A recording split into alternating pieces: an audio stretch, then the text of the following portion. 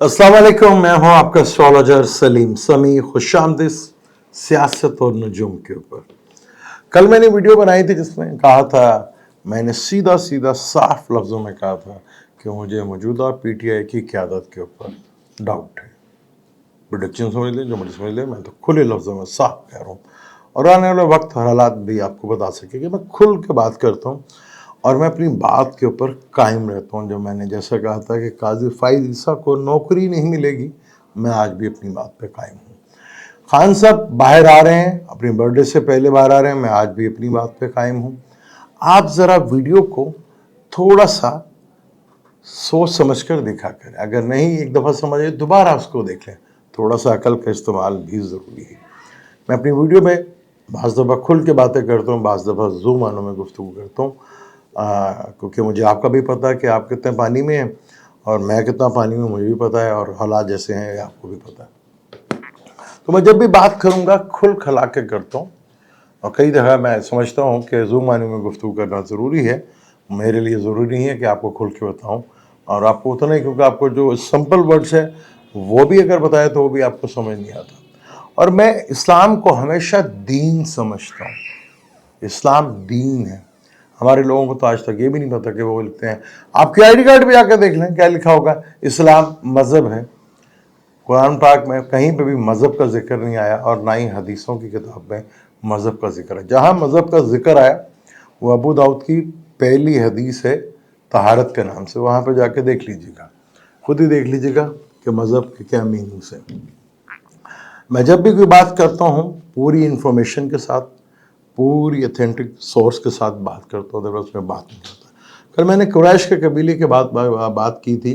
अरब में सारे कबीले जो है बिजनेस किया करते थे, तजारत कर, लेकिन कुरैश एक वाहिद थे जिनको लूटा नहीं जाता था, जिनको छेड़ा नहीं जाता था, सिर्फ काबा के मतवली होने की वजह से।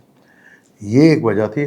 कुरैश का अरबी में मीनिंग जो है बिजनेस कम्युनिटी है, कि हमने तुम्हें इज्जत दी तो क्या तुम इस इज्जत के काबिल हो।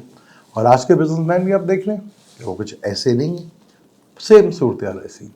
जैसे नून लीग का ताल्लुक एजुकेशन और किताब से कोई ताल्लुक नहीं है उनका, वो बिल्कुल नहीं। अब चांसलर जैसा मसला जो उनके लिए एक संगीन मसला बन गया, क्योंकि वहाँ पर उनका घर है, उस घर में अगर वो चांसलर बन गए और जिस मुल्क में वो हुकूमत करते हैं वहाँ पे वो वज़ीर आज़म बन गए, तो बहुत बड़ी प्रॉब्लम खड़ी हो जाएगी नून लीग के लिए, और जो कि होने जा रही। रास्ते सीधे हो रहे हैं। ये जो कल आप सनसनीखेज खबरें सुनते हैं कि जी अडियाला में ये हो गया, वो हो गया, इतने आ गया, वो आ गया, वो सब चीज़ें पॉजिटिव वे में जाके देखें आपको सब नज़र आना शुरू हो जाएंगे। चीज़ें बहुत तेज़ी के साथ बदल रही हैं।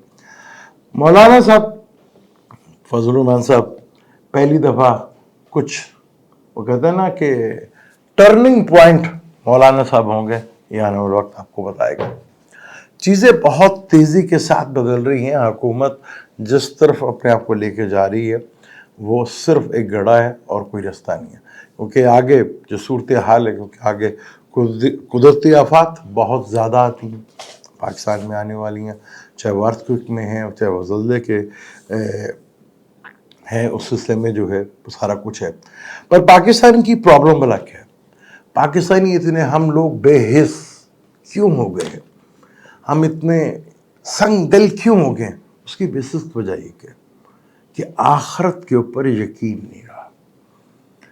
इतनी बेबसी, इतनी जालिम तभी आप बनते हैं जब आपके ऊपर आखरत का यकीन नहीं होता। जब आखिर आपको ये डर ही नहीं है कि बाद में कोई हिसाब किताब होगा, तो वो खत्म होता। ईमान का सबसे बड़ा है कि आखरत पे यकीन करना। माजरत के साथ पाकिस्तानियों को इसका कोई ताल्लुक नहीं है।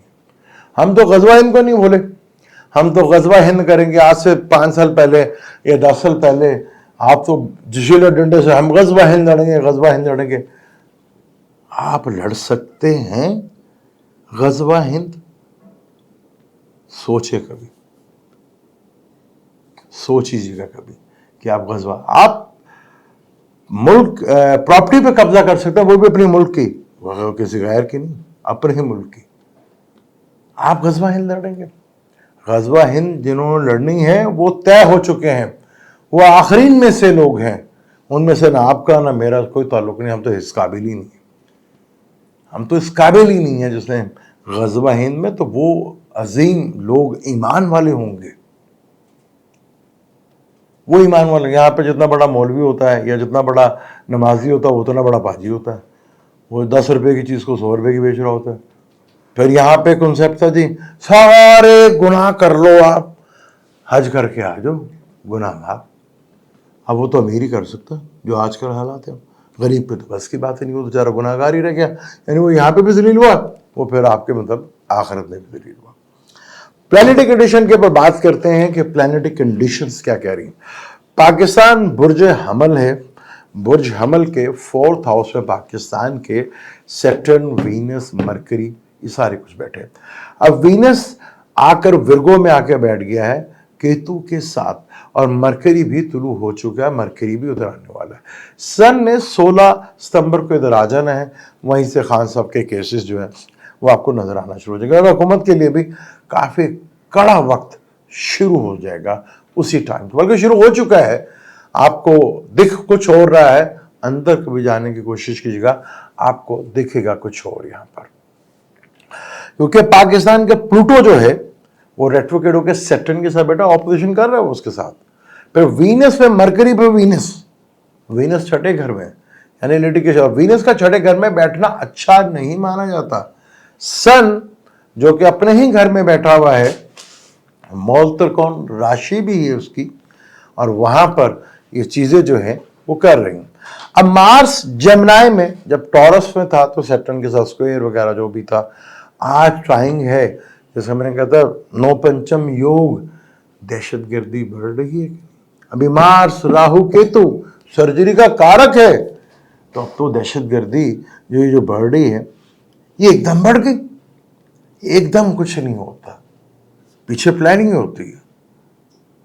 اب آپ غور کریں، ایک دم میں دہشت گردی کا بڑھ جانا، سب کچھ ہو جانا، اور پھر یہاں پر ہمارا میڈیا کو تو یہ حال ہے، جیو آپ نے یہ کرنا ہے، جی سر آپ بھائی آپ نے یہ کرنا ہے، یہ کہتے اوقات ہی کوئی نہیں ہے. میں نے کہا تھا نا جتنا برا ٹائم الیکٹرانک میڈیا کے اوپر ہے، ان کی اوقات 2% کی رہ جائے گی، اور وہ ہو رہا ہے، وہ ہوتا ہوا نظر آئے گا. جو ہمارے ہاں صحافی بڑے ہیرو، کسی بھی ملک میں صحافی کو صرف گنتی کے چند لوگ جانتے تھے. پاکستان واحد ملک ہے جہاں پہ صحافیوں کو سارے جانتا ہے، ورنہ کوئی نہیں جانتا تھا کہ صحافیوں والوں کو بیچارے آپ ہی لگ رہتے تھے. یہاں پہ صحافی ہیرو بنے ہوئے تھے، وہ چارٹرڈ اپنا لے کے پھرتے تھے. کیا بنا آنے والا وقت جو صحافی ہیں ان کے لیے بھی بڑا ظالم ہے، بہت ظالم، کیونکہ مرکری 3rd ہاؤس سے تعلق ہے نا کمیونیکیشن سے، میڈیا سے. وہ آ رہا کیتو کے سامنے، پھر راہو بھی منگل بھی دیکھے گا، تو منگل تو پھر دنگل کرائے گا اور خوب کرائے گا. اب یہاں پر پاکستان کے لیے کتنا بڑا اعزاز کی بات ہے کہ ایک قیدی جیل سے چانسلر کے الیکشن لڑتا ہے، اور ہماری حکومت کو وہی ایک پرابلم بن گئی ہے. انڈیا کتنا بڑا ملک ہے، 1.5 ارب سے زیادہ آبادی ہے، کوئی بندہ چانسلر کے لیے کھڑا نہیں ہوا وہاں پر. چلیے پاکستان کو ہی ہوا، اور کوئی خاندان یہاں پہ جو بڑے امیر ترین بنتے ہیں ان کا بچہ کوئی نہیں کیا، وہ ایک کیا جو جیل میں قیدی بیٹھا ہوا. ہمارے کوئی بہت بڑے اسٹیبلشمنٹ میں سے یا بہت طاقتور لوگوں میں سے کوئی چانسلر نہیں بنا، نہ بن سکتا ہے. اس کے لیے اسکل کی ضرورت ہوتی ہے، اس کے لیے آپ کے پاس وزڈم ہونا چاہیے. میں تو 100% کہتا ہوں کہ آج کے جو پولیٹیشنز ہیں اور عمران کا ان کا 1.5 صدی کا گیپ ہے. کبھی آپ سوچ سکتے تھے کہ 2024 میں 22 میں 23 میں اس طرح کے حالات ہوں گے جو کبھی 80 یا 80 سے پہلے ہوا کرتے تھے؟ وقت نے ثابت کیا کہ ایک سوال بڑا اچھا تھا، اس کے اوپر میں ضرور جواب دوں گا. یہ جو آن لائن بزنس تھوڑا سا ڈسٹرب ہوا تھا، اب وہ آہستہ آہستہ ٹھیک ہونا شروع ہو جائے گا. وہاں آپ کو بہتری دیکھنے کو ملے گی. اس کے لیے زیادہ یہ ستمبر کا مہینہ کافی خوشخبریوں سے بھرا ہے، کیونکہ وینس نے مرکری کے ساتھ آ چکے ہیں. آہستہ آہستہ ہوپ اچھی ہوگی، مرکری بھی آئے گا، سن بھی آئے گا. تو یہاں عوام کے لیے کچھ خوشخبریاں ہوں گی اور حکومت کے لیے کچھ بری خبر ہوگی. پی ٹی آئی کی تو میں بات ہی نہیں کرتا، ہمیشہ خان صاحب کے لیے بھی کچھ خوشخبری ہوں گی.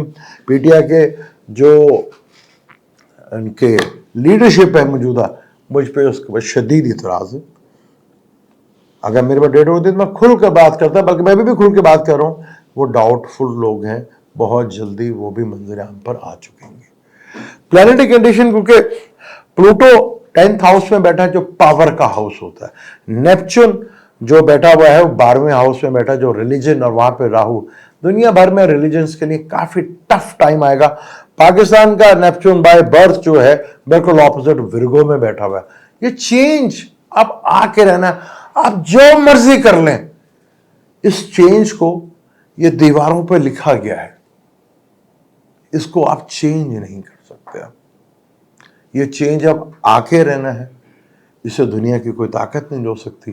تھوڑا ڈیلے بھی نہیں، وہ پورے ٹائم کے اوپر ہی ہوگا اور ضرور ہوگا، جسے نہ کوئی طاقت روک سکے گی. کیونکہ یہ وہ ہے کن فے کن کا مطلب ہم کہتے ہیں اللہ تعالیٰ کہتا ہے ہو جا اور چیزیں ہو جاتی نہیں. وہ اللہ تعالیٰ کہتا ہے یہ چیز اب ہوگی، اب یہ ہو کے رہے گی لیکن اپنے ٹائم اور وقت کے مطابق ہی. پر یہ لا بن جاتا ہے، قانون بن جاتا ہے. اور میں نے کل بھی ایک ویڈیو میں بتایا تھا کہ ہیلتھ کے بعد سب سے زیادہ جو ڈیتھ ہوتی ہیں وہ ہوتی ہیں ایکسیڈنٹ سے، جس میں زیادہ میجورٹی میں بچے اور نوجوان ہوتے ہیں. اور قدرتی جو 1,40,00,000,000 سے زیادہ بجلی گرتی ہے، آپ کو پتہ ہے بجلی گرنا کتنا امپورٹنٹ ہے ہمارے لیے. ہماری جتنی فصلیں ہیں نا اس سے تیار ہوتی ہیں، کھاد ہوتی ہے اس کے اندر. کبھی جا کے اسٹڈی کیجیے گا، پڑھیے گا، پھر آپ کو پتہ چلے گا. لیکن 1,40,000 دفعہ جب بجلی گرتی ہے نا تو ایک شخص مرتا ہے. یعنی قدرتی آفات سے مرنے والوں میں سب سے نیچے نمبر ہے. انسان تو خود اپنی ہاتھوں سے غلطیاں کرتا ہے اور اپنی غلطیوں کی سزا ملتی ہے اس کو. پاکستان میں بہت کچھ ہو چکا اور یہ چینج اب آ کے رہے گی. لوگ پرابلم آتے ہیں.